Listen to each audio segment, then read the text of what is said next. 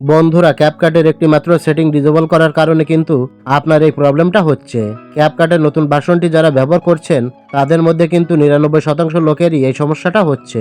Video edit করার সময় যখন টেক্সট, ইফেক্ট অথবা স্টিকার ব্যবহার করতে যাচ্ছি তখন কিন্তু নো ইন্টারনেট কানেকশন দেখাচ্ছে, অথবা too many people are using this features এই অপশনটা আপনাদের দেখাচ্ছে। আর এই বিষয়টা নিয়ে ইউটিউবে দেখেছি অনেকজনে দেখাচ্ছে প্লে স্টোর থেকে বিভিন্ন ধরনের অ্যাপ অথবা ভিপিএন ইনস্টল করার কথা বলছে, কিন্তু আমি আপনাদের কোনো অ্যাপ অথবা ভিপিএন ইনস্টল করার কথা বলবো না। এগুলো ছাড়াও আপনি একটি মাত্র সেটিং এর মাধ্যমে এই সমস্যাটার সমাধান খুব সহজেই করে নিতে পারবেন। আপনি যদি থার্ড পার্টি কোনো অ্যাপ বা ভিপিএন ইনস্টল করা ছাড়াও এই সমস্যাটার সমাধান করতে চান তাহলে এই ভিডিওটি সম্পূর্ণ দেখার অনুরোধ রইল। তাই দেরি না করে চলুন মূল ভিডিওটি শুরু করি। ওকে, তো প্রথমে চলে আসলাম ক্যাপকাট অ্যাপে। ক্যাপকাটে আসার পর এখান থেকে একটি প্রজেক্ট নিব। নেওয়ার পর দেখুন এখান থেকে আমি যদি কোনো টুলস ব্যবহার করি বা যদি কোনো টেক্সট নিই তাহলে কিন্তু এখানে নো ইন্টারনেট কানেকশন দেখাচ্ছে। এখন আপনার করণীয় কি? আপনার করণীয় হচ্ছে আপনি এখান থেকে ব্যাকে চলে আসবেন।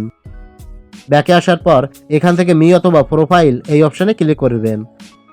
ক্লিক করার পর উপর থেকে সেটিংস অপশানে ক্লিক করবেন। এখানে একটু মনোযোগ সহকারে শুনুন। আপনি এখানে এসে সেটিংটা দুম করে অন করে দেবেন না বা অফ করে দেবেন না। পরবর্তীতে সমস্যায় পড়লে আমি কিন্তু দায়ী থাকবো না। তো এখানে দেখতে পাচ্ছেন একটা অপশন আছে বিজনেস ক্রিয়েটার মুড। এই অপশনটা আপনি অফ করে রাখতে পারেন, আবার অন করেও রাখতে পারেন। আমার অফ আছে, আমি অন করে দিলাম। আপনাকে কোনো অ্যাপ ইনস্টল করতে হবে না। আপনার কিন্তু পুনরায় আগের মুডে চলে আসতে পারে। যখনই আপনার নো ইন্টারনেট কানেকশন দেখাবে তখনই আপনি এখানে এসে এই সেটিংটা অফ করে থাকলে অন করে দেবেন। অন থাকা অবস্থায় যদি আপনার নো ইন্টারনেট কানেকশন দেখায় সেক্ষেত্রে আপনি এখানে এসে অফ করে দেবেন। সেটিংটা অফ বা অন করার পর পুরোপুরিভাবে ভিডিও এডিট করতে পারবেন। যদি পরবর্তী সময়ে আবারও নো ইন্টারনেট কানেকশন দেখায় সেক্ষেত্রে আপনি এখানে এসে অফ থাকলে অন করে দেবেন আর অন থাকলে অফ করে দেবেন। তো এবার আমি আপনাকে দেখাচ্ছি বিষয়টা কতটুকু কার্যকরী হলো।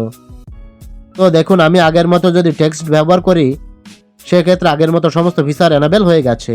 আশা করি বিষয়টা ভালোভাবে বুঝতে পেরেছেন। তো ভিডিওটি ভালো লাগলে লাইক, কমেন্ট ও শেয়ার করবেন।